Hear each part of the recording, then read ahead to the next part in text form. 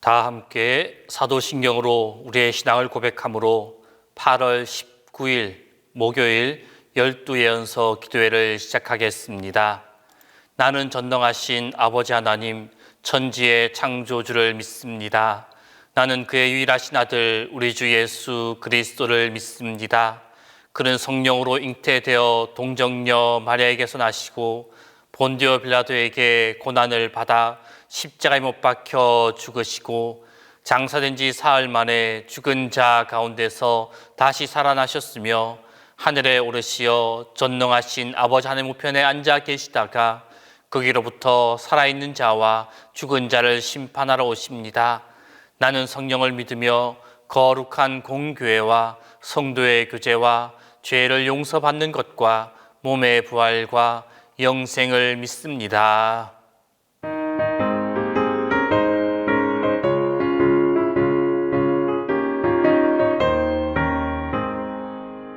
내가 매일 기쁘게 주의 얘기를 담은 주의 팔에 나를 안보하며 내가 주의 큰 복을 받는 참된 비결은 주의 영이 함께함이라.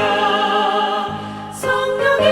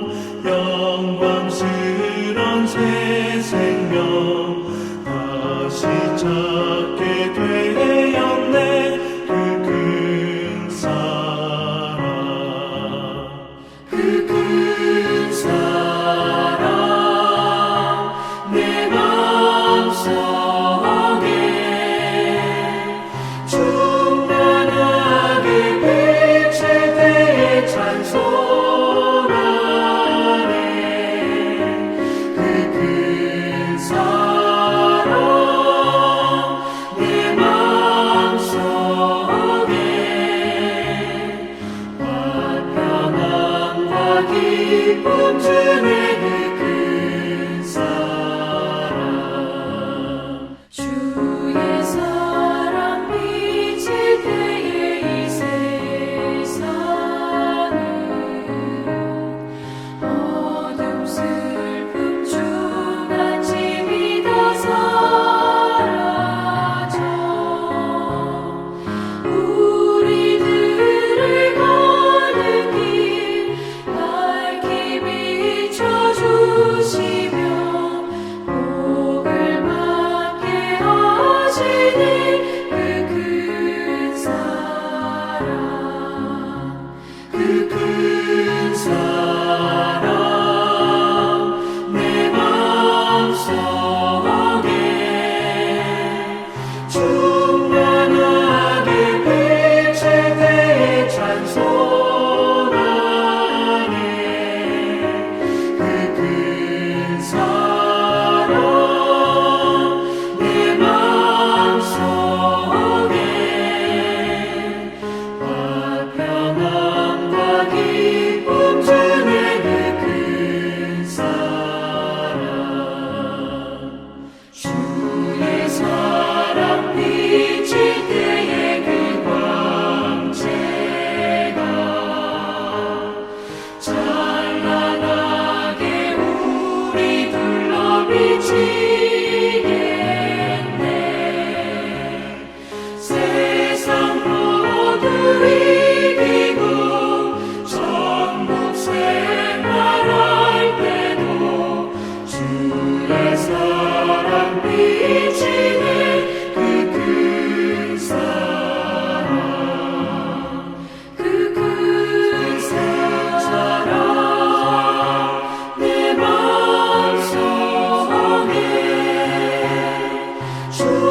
충만하게 비칠 때에 찬송하네 그 큰 사랑 내 마음속에 화평함과 기쁨 주네 그 큰 사랑 오늘 우리에게 주신 하나님 말씀은 스가랴 8장 14절에서 19절입니다. 구약 성경 스가랴 8장 14절에서 19절입니다. 다 함께 봉독하겠습니다. 만군의 여호와가 이같이 말하노라. 너희 조상들이 나를 경노하게 하였을 때 내가 그들에게 재앙을 내리기로 뜻하고 뉘우치지 아니하였으나 이제 내가 다시 예루살렘과 유다 족속에게 은혜를 베풀기로 뜻하였나니 너희는 두려워하지 말지니라. 너희가 행할 일은 이러하니라.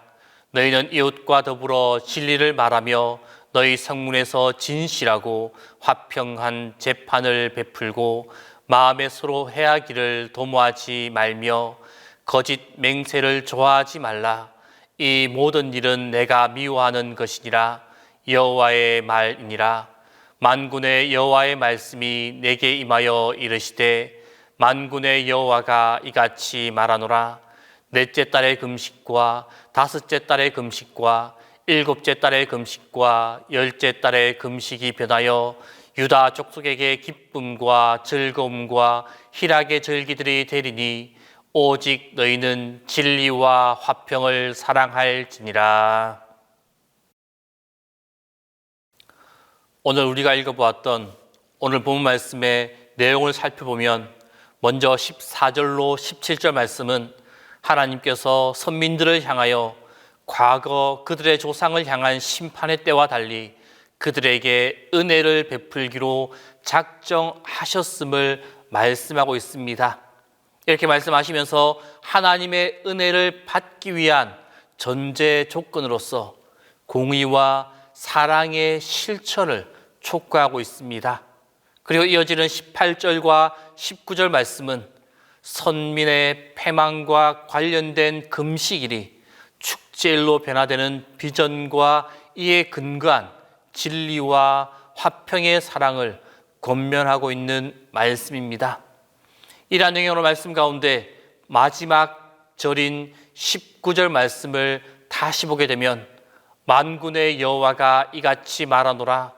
넷째 달의 금식과 다섯째 달의 금식과 일곱 번째 달의 금식과 열째 달의 금식이 변하여 유다 족속에게 기쁨과 즐거움과 희락의 절기들이 되리니 오직 너희는 진리와 화평을 사랑할지니라.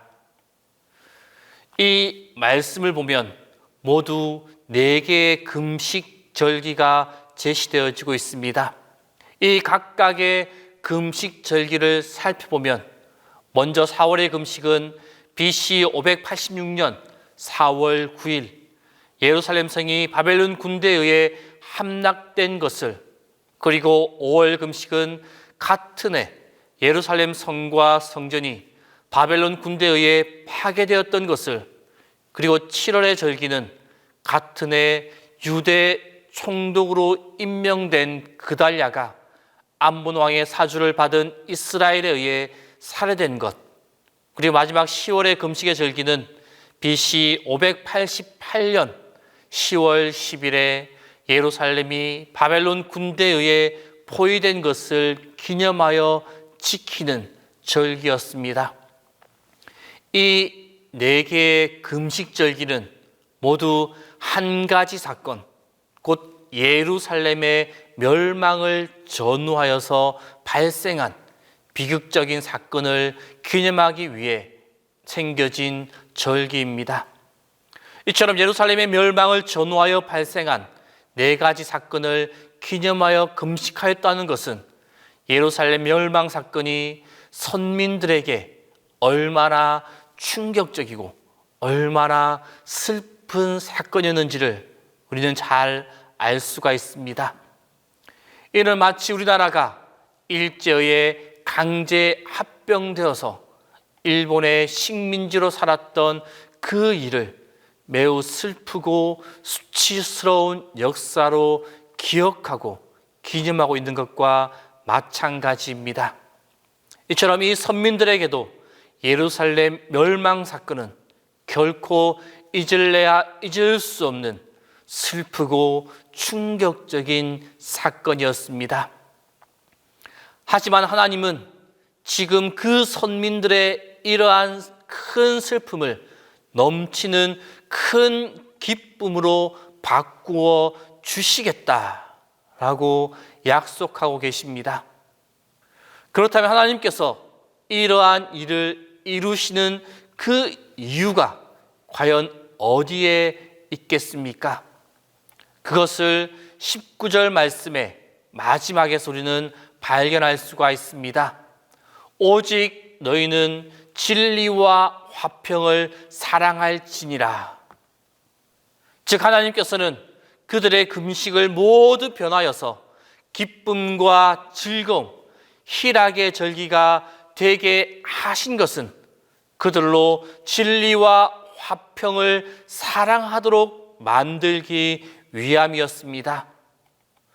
성도 여러분, 사람이 어려운 일, 고통스러운 일, 힘겨운 일, 금식, 곧 식음을 전폐할 정도로 공고한 일을 당했다라고 하였을 때 그 사람이 과연 일어서서 무슨 일을 제대로 할 수가 있겠습니까? 그의 심령도 그의 육신으로도 곤고하며 그 공감의 무게를 극복할 수가 없어서 무기력한 삶을 살아갈 수밖에 없을 것입니다.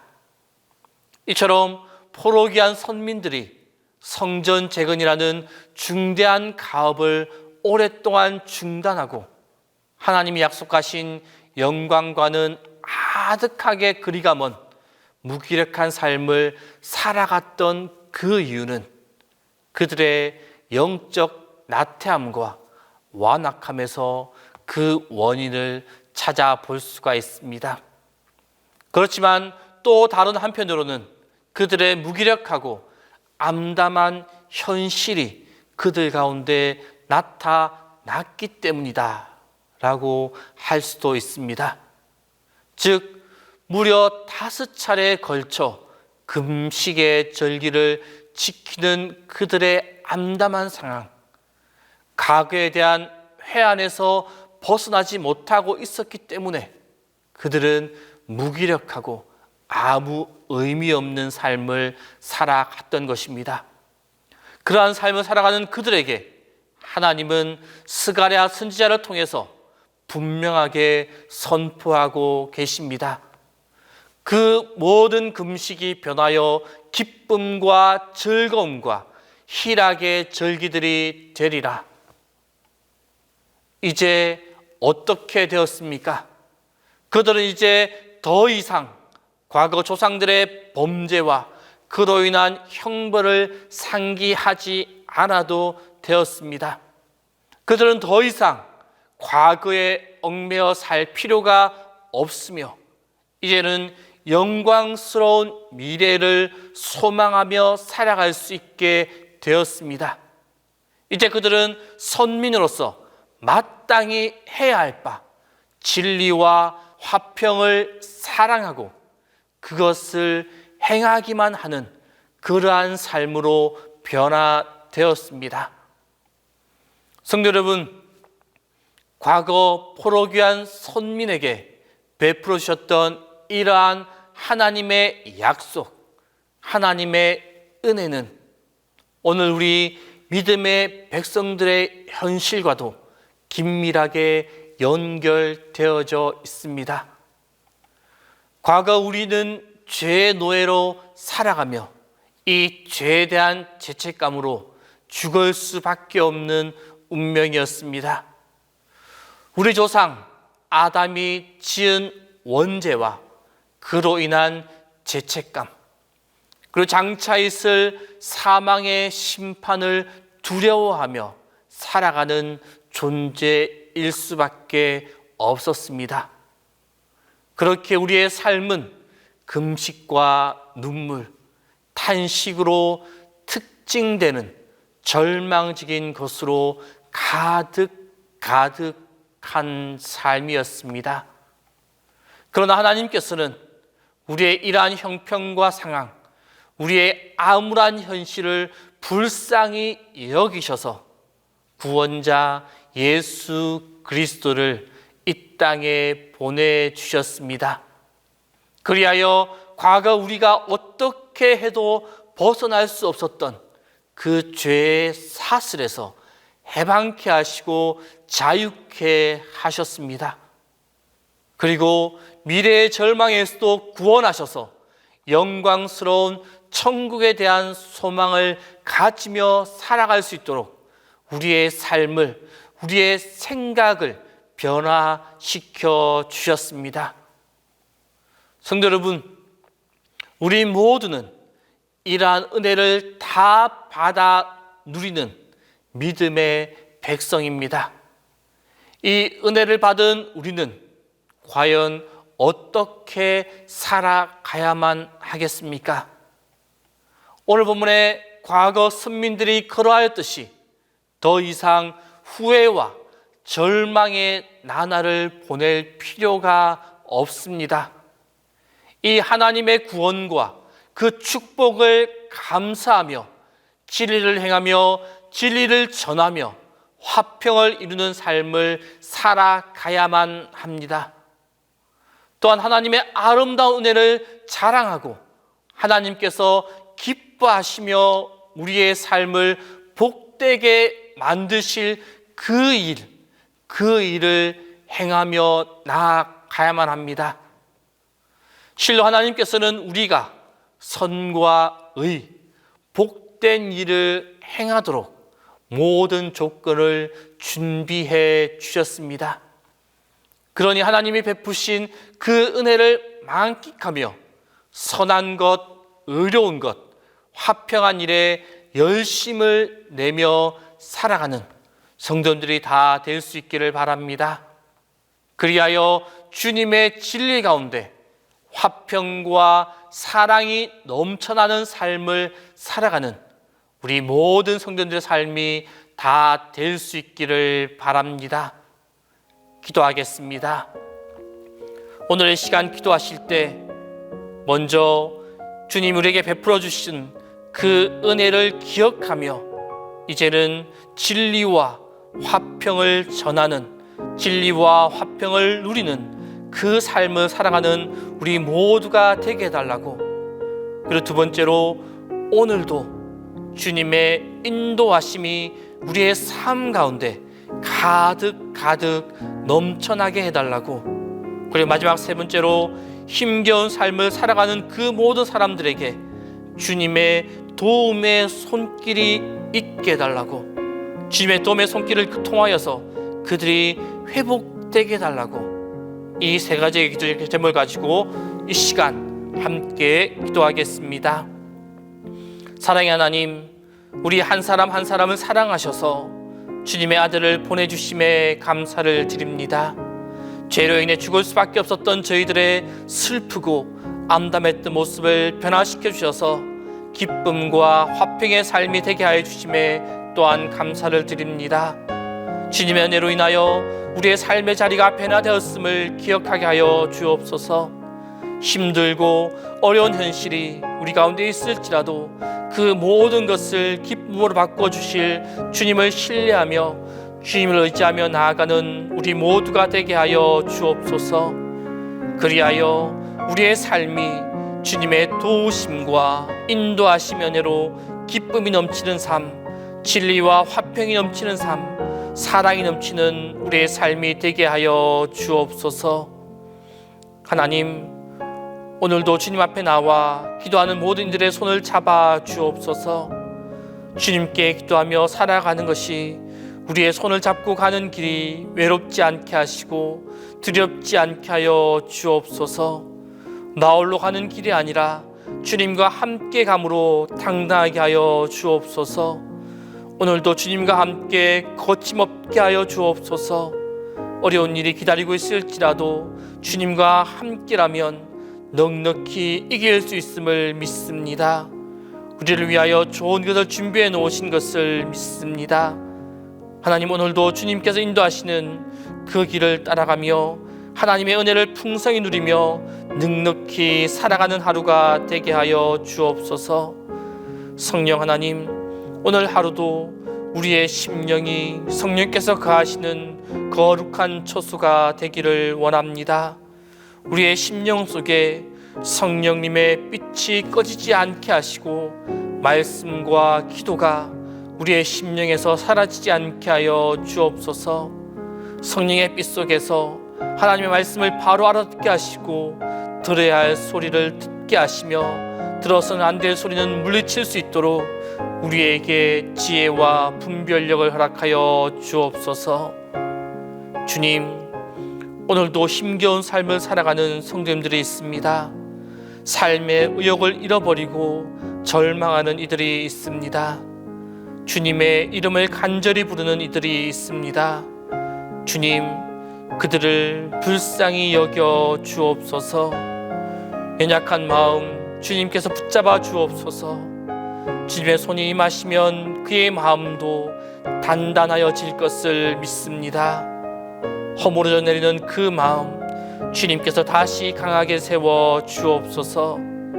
더 주님을 의지하게 하시고 더 주님께 기도하게 하시고 더 주님께만 소망을 두게 하여 주옵소서. 그리하여 주님께서 열어주신 길을 보게 하시고 그 길을 걸으며 희망을 경험하게 하여 주옵소서. 주님, 담임 목사님 위하여 기도합니다. 항상 주님의 도우심과 인도하심과 보호하심으로 함께하여 주옵소서. 매 순간 영육간의 강건함을 허락하여 주옵소서. 주님이 주시는 충만한 지혜와 건강함으로 동신교회를 이끌어가는데 부족함이 없도록 인도하여 주옵소서. 우리의 힘이 되시는 주님, 우리가 이 시간 주님 앞에 나온 것은 주님을 의지하기 때문입니다. 또한 우리가 주님의 이름을 부르는 것은 주님께서 우리의 목자가 되시어 우리의 부르짖음에 응답하시고 바른 길로 인도하실 것을 믿기 때문입니다. 하나님, 오늘 우리의 부르짖음을, 우리의 간구를 들어주시고 우리의 외침에 귀를 기울여 주옵소서.